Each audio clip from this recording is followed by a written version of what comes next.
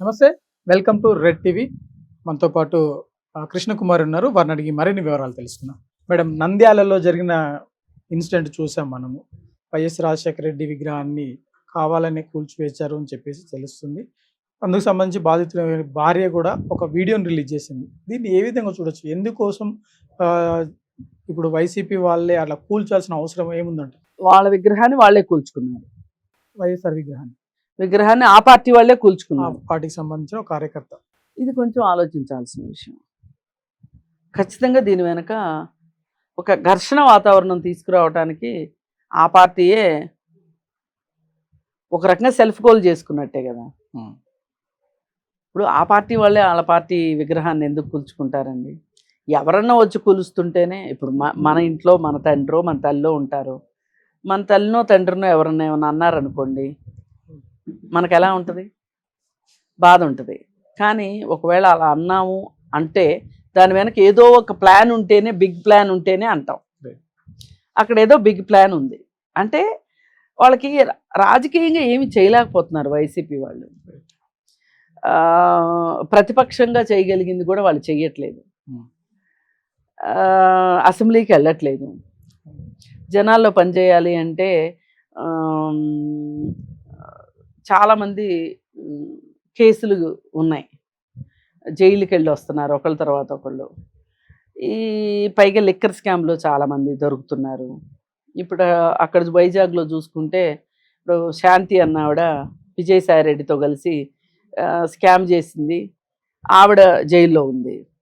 ఇప్పుడు విజయసాయి రెడ్డి కూడా నేను ఆ పార్టీ కాదంటాడు కాసేపు, అవునంటాడు కాసేపు, ఏమంటాడో ఆయనకే తెలియదు. మరి చెవిరెడ్డి భాస్కర్ రెడ్డి లాంటి వాళ్ళు ఈ లిక్కర్ స్కామ్ కేసు చుట్టూ తిరుగుతున్నారు. అలాగే కొంతమంది ఈ సోషల్ మీడియా డిజిటల్ ప్లాట్ఫామ్కు సంబంధించిన డిజిటల్ మీడియాకు సంబంధించిన కేసుల్లో కొంతమంది, ఇకపోతే కొంతమంది అసలు పార్టీనే మారిపోయారు. కొంతమంది ఇది మన టైం కాదు అని చెప్పి గప్చుప్గా వాళ్ళ వ్యాపారాలు వాళ్ళ పనులు వాళ్ళు చేసుకుంటున్నారు. ఏ రకంగా చూసినా ఈ జిల్లాలో ప్రభావవంతంగా ఉన్నాం మనం అనుకోవటానికి వైసీపీకి అవకాశం కనిపించట్లా. అందుకే ఆయన నేను ఎలక్షన్ ఒక సంవత్సరం ముందు నేను పాదయాత్ర చేస్తాను అని మళ్ళీ అంటున్నాడు. ఎందుకంటే ఇందుకే శ్రేణుల్ని మళ్ళీ కదిలించాలని. సరే, ఆయన పార్టీ శ్రేణులను ఆయన కదిలించాడు అనుకోండి, వాళ్ళ పార్టీ వాళ్ళే ఓటేస్తే సరిపోదు కదా, ప్రజలు కూడా ఇయ్యాలి కదా. ఇప్పుడు ప్రజలు అడుగుతారు కదా, మా కోసం నువ్వేం చేసావు? అసెంబ్లీలో ఏమన్నా మాట్లాడావా? సీఎం చేత ఏమైనా చేయించావా? ఈయన ఏమనుకుంటున్నాడంటే యాంటీ ఇన్కంబరెన్సీ అన్ను నా పార్టీ వాళ్ళు కలిస్తే నేనే గెలుస్తాను అనుకుంటున్నాడు. అని ఆయన వ్యూహం అది. సరే, ఏం జరుగుతుంది అనేది చూడాలి.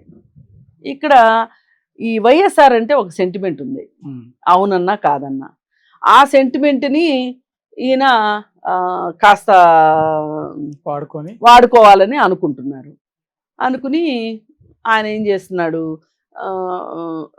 వాళ్ళ తాలూకా వాళ్ళే వాళ్ళకి చెప్పారు, కేసులు అయితే మేము చూసుకుంటాము, నువ్వు నీ పని కానిచ్చేయని. అది కాస్త మిస్ఫైర్ అయింది.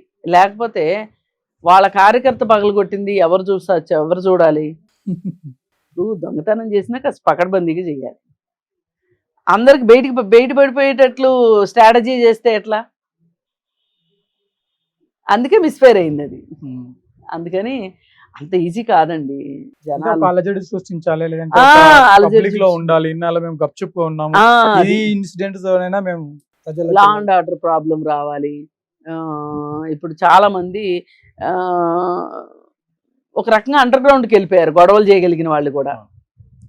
ఇప్పుడు వాళ్ళు ఏదో ఒక ఉత్సాహంతో బయటికి రావాలి అనే ఉద్దేశంతో ఈ మెస్ తోటి బయటికి తీసుకురావాలి అని అనుకునే ప్లాన్ వేసినట్టున్నారు. కానీ వాళ్ళ జనాలు కూడా అంత అనుకున్నంత పిచ్చిగా లేరండి. కార్యకర్తలు కూడా అంత అమాయకంగా కూడా లేరు. చూస్తున్నారు మనకేంటి ఉపయోగం, పోనీ మనం మాట్లాడేది ఏమన్నా సమంజసంగా ఉందా, ఇది ఏమైనా మనకేమన్నా వ్యక్తిగతంగా కూడా పనికొచ్చేదా, ఇలా చూసుకుంటున్నారు. ఈ రకంగా చూసుకుంటే ఎక్కడ స్కోప్ కనిపించట్లా. అందుకే ఎవరు రాలా. మామూలుగా లేకపోతే ఈ పాటికి బగ్గు మనాలి లెక్క అయితే. మరి వైఎస్ఆర్ మీద ఉన్న సెంటిమెంట్కి ఇంకా ఈ రోజుకి ఫీజు రియంబర్స్మెంట్ కానీ ఆరోగ్యశ్రీ కావచ్చు, అవి ఎంత ఫెయిల్యూర్ పథకాలైనా సరే వాటి గురించి క్రేజ్ ఉంది జనాల్లో. అవును. ఫీజు రియంబర్స్మెంట్ది పూర్తిగా పక్కదారి పెట్టేసింది. అసలు అవసరమైన వాడికి ఉపయోగం కానట్లా, కాలేజీలో వాళ్ళకి ఉపయోగంగా ఉంది తప్పితే స్టూడెంట్స్కి పెద్ద ఉపయోగంగా కనిపించలేదు. ఇప్పటికే చాలా మంది ఆ ప్రోగ్రాంలో పెట్టే బదులు అసలు విద్యా వ్యవస్థ మీద పెట్టుంటే బాగుండేది ఆ డబ్బులు అని. ఆరోగ్యశ్రీ కూడా అంతే, ప్రైవేట్ హాస్పిటల్స్ బలపడటానికి పనికో కార్పొరేట్ హాస్పిటల్ కోసం పెట్టినట్టుంది తప్పితే అది జనాలకి ఆ డబ్బులతోటి గాంధీ ఉస్మానియా లాంటి జనరల్ హాస్పిటల్స్ మీద పెట్టుంటే ఆ డబ్బులు, లేదు ప్రైమరీ హెల్త్ సెంటర్స్ లో పెట్టుంటే గొప్పగా ఉండేది. ఇప్పుడు పేరు గొప్ప ఊరు దిబ్బ లాంటి కార్యక్రమాలు ఈ రెండు కూడా. సరే ఆటలు బట్టైనా వస్తారు జనాలని వీళ్ళు అనుకుంటున్నారు. అది లేదు ఇది లేదు. పైగా రోజుకొక స్కామ్ బయటకు వస్తుంది, అది జనాలు నమ్ముతున్నారు. ఒకప్పుడు చంద్రబాబు నాయుడిని జైల్లో పెట్టినప్పుడు జనాలే నమ్మలా. ఆయన ఏంటి ఇంత చిన్న స్కామ్ చేయడం ఏంటి, ఇది కక్ష కొద్దీ చేసిందే,